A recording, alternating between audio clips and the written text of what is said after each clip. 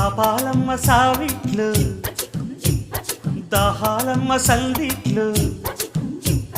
రేపు మాపు నీతోనే లంగరేసుకుందామని చెంగు చాటుకొచ్చినాను పిల్లు